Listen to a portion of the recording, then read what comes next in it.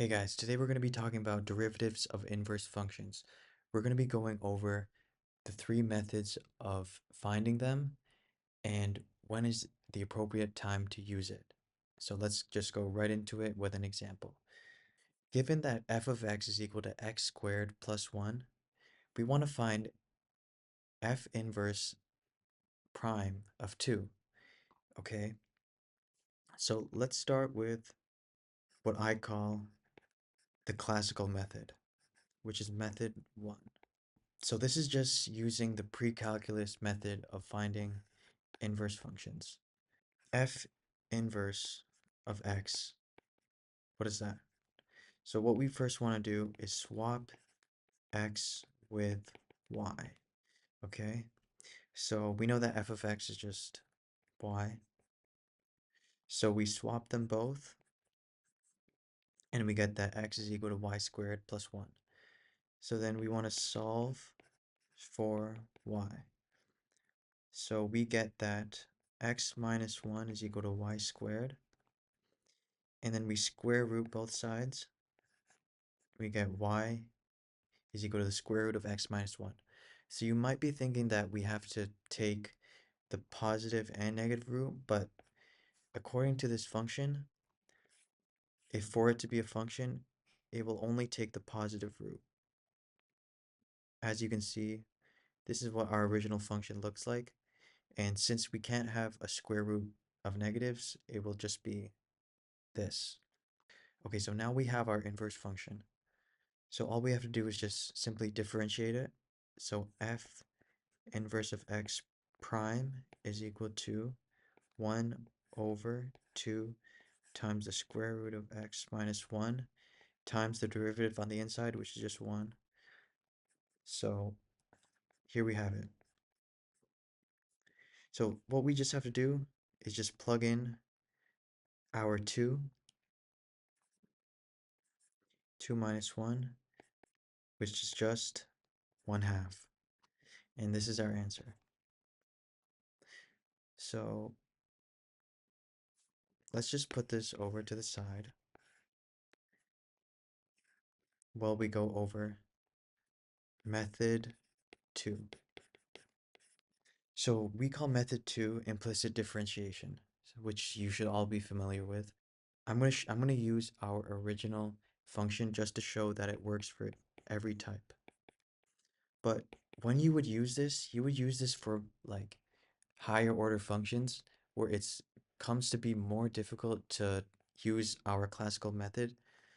For example, if we had f of x is equal to x to the fifth plus x to the fourth plus x to the third, and so on.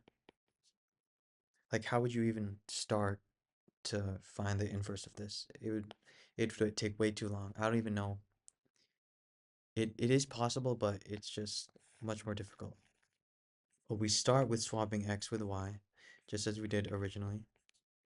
And then what we do is we just go straight to differentiating.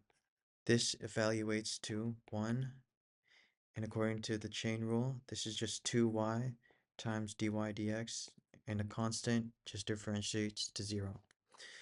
So rearranging for dy dx, we get that it's equal to 1 over 2y. But we just need to know what to plug into that y. If we go back to this function right here, since we want to know what f inverse of 2 is, we just have to plug this in out into our x and find out which y gives us negative 2. So if we just rearrange, we just get 2 minus 1 is equal to y squared, which is just the square root of 1. Since this is an inverse function, we can't choose the negative root because it's not actually in the domain of our function. Since, as before I said, it looks like this. So there can't be a negative 1. So we choose 1 as our y, and we get that f of 2 prime is just 1 over 2.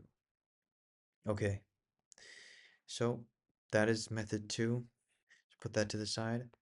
And now we want to look at method three. Okay, so method three is the formula method. So let's just first go over where this formula originally comes from. So say we're given f of x and its inverse, okay?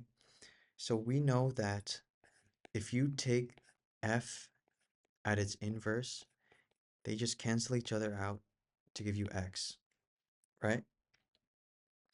So what happens if we differentiate both sides? Using the chain rule, we get that f prime of f inverse of x times f inverse of x's derivative is equal to 1. Okay, so rearranging, we get that the derivative of the inverse function is equal to f prime of f inverse of x. So we can use this formula to find just any function's derivative at its inverse. So let's just use it for our function example, which is x squared plus 1. Okay, so first thing we want to do is differentiate. So we got f prime of x is just equal to 2x. Okay, so that's one step done. But we want to find what f inverse of 2 is. So it may not be clear for any function, as I said. You can't just find it, so you have to do a bit of guessing. Okay, so we can just do the same thing for this function, even though it's kind of makes sense. So given that our function is x squared plus 1, instead of plugging it in to our x, we want to figure out when does this function equal 2. Because remember, if f at a is equal to b, f inverse at b is equal to a. So that's why we plug it in for the other side. So we get that 2 minus 1 is equal to x squared, which is just equal to 1. And we only take the positive root, since this is a square root function. Okay, so that's what we plug in to our x.